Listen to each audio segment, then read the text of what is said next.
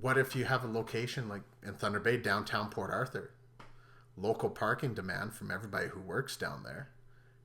Lord only knows, the number of parking tickets that get handed out down there because they relentlessly ticket people who are parked on the street. Your meter goes over 10 seconds and a warning bell goes off and they come running and slap a ticket on it. It's my biggest pet peeve.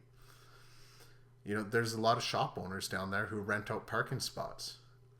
Now, maybe you can find an opportunity similar to that. There's not a lot of residential real estate around there, but there's other situations. You just have to get creative and think outside the box and find them. Situation I have right now, I'm actually selling a condo where the tenant has no vehicle. He doesn't use the parking spot. The parking spot has a block heater plug-in, which I'm paying for in my condo fees. So I told the tenant if he wants to, because I didn't care about cash flow on this unit, suffering a bit of nice guy syndrome. I told the tenant, you know what, rent the parking spot out to somebody in the building. Asked them if they could park there anyways. I'm like, why'd you let them park for free? Rent it out for $30 a month. You do that, that's added on top of your monthly cash flow. And all of a sudden, you're back in the black. Positive cash flow. Another thing that affects cash flow could be financing terms. A lot of financing that people do might be ridiculous. They might have been novices to real estate investing, and they go in, and they're just not thinking straight. All they're thinking about is getting that mortgage paid off right away. Got to get it paid off in 10 years. So they get a 10-year mortgage. So their payments are ridiculously high. So you take a look and you crunch the numbers and go, well, if I took this mortgage on over 25, 30, 35 years, the mortgage payment is drastically lower, and boom, I got positive cash flow. Or you could one up that and say your home is free and clear that you live in. Go to the bank, get a home equity line of credit against your existing home. This isn't advice. Advice should be given your specifics, so talk to your own advisor on this. But what if someone got a home equity on their existing home to finance a purchase of this rental? So they got this home equity line of credit where they qualified for interest only payments. So they have interest only payments, which are minuscule given the low interest rate environment right now. And they financed 100% of the purchase of the property. All of a sudden, their cash flow is huge. Their cash flow is ideal, is really positive. And they got interest only payments. Or you can't do that because, you know what, maybe you already have a home equity line of credit. Maybe you got a mortgage on your place. You take out a really long amortization, like I said, 25, 30 years on the rental property to make the payments as low as possible. It's just different thinking than home ownership for yourself. You got to think in terms of investment, cash flow. So here's a hypothetical example. It's for illustration use only. Do not take this as specific advice for a specific situation. You need to contact your advisors. This is just hypothetical. Here's our magic, so complicated formula again. Cash in minus cash out equals cash flow. So let's say you have let's call it a condo unit that's renting out for $650 a month equals $7,800 a year. And your expenses are, what are we going to call it here? Let's just say that condo fees are $225 a month, and the remainder of that, the rest of the $3,000 is interest only or just mortgage payments.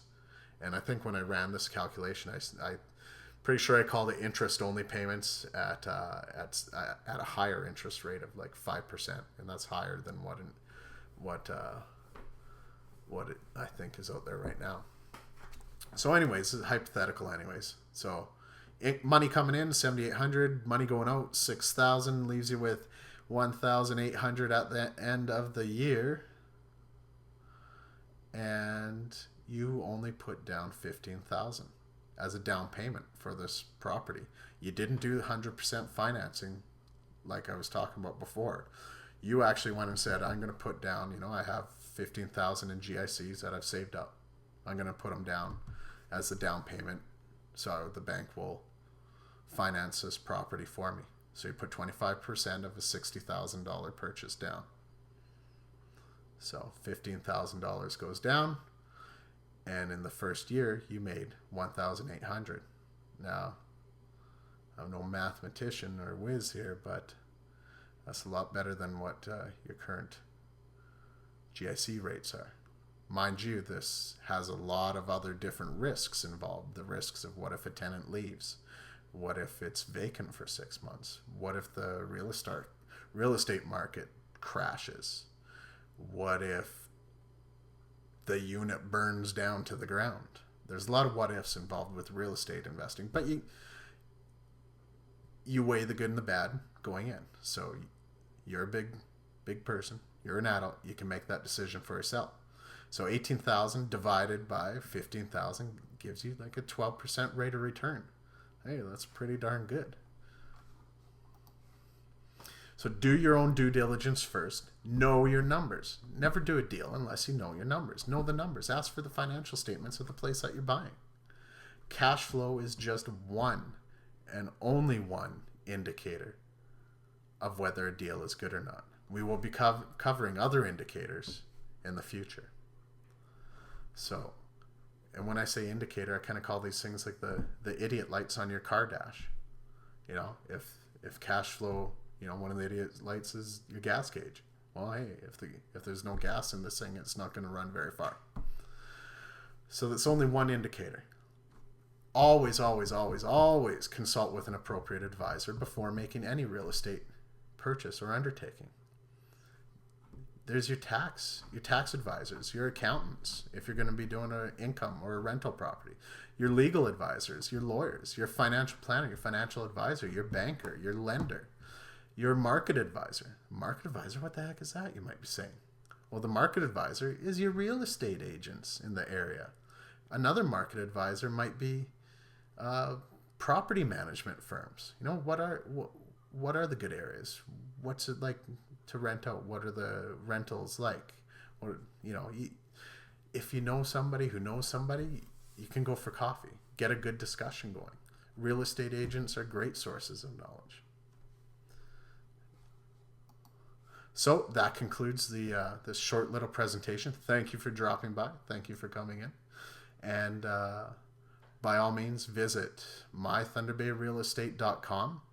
I have a listing of one unit that I'm trying to offload right now. Just had some things come up in my life where I've decided to get rid of my real estate holding.